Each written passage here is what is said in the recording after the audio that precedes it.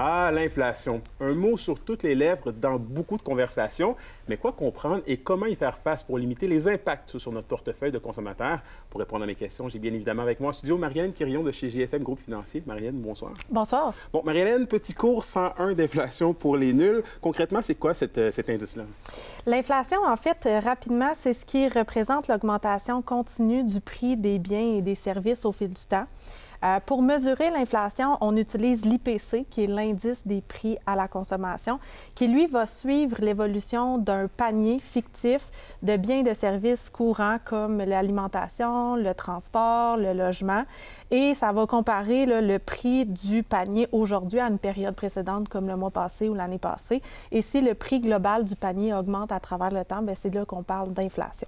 L'inflation, c'est pas nécessairement quelque chose qui est mauvais. En fait, c'est même bénéfique pour l'économie, en autant que le taux d'inflation soit bas et qu'il soit stable et prévisible. Donc, la Banque du Canada, elle a une cible d'inflation de 2 par année. Et ce qui va faire en sorte qu'une année ou une autre, là, on a une augmentation de l'inflation plus haute que 2 bien, c'est l'équilibre entre l'offre et la demande, là, dépendamment des contextes. Et justement, au courant des dernières années, il y a eu quand même une augmentation rapide de l'inflation. On parle souvent du panier d'épicerie.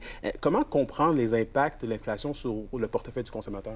Oui, en fait, l'inflation, ça a vraiment un impact direct là, sur le portefeuille des consommateurs. Le principal impact, c'est la diminution du pouvoir d'achat.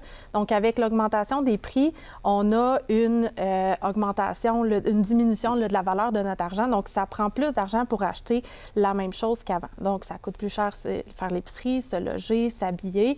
Et ça a surtout un impact si nos revenus et nos salaires n'augmentent pas au même rythme que l'inflation, parce qu'à ce moment-là, on a une diminution du niveau de vie.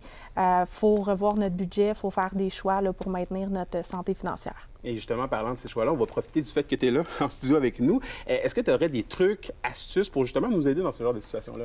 Oui, bien, premièrement, ce qu'il faut savoir, c'est que la Banque du Canada aussi a des stratégies pour limiter l'inflation, comme la hausse des taux d'intérêt qu'on a vu dans les dernières années.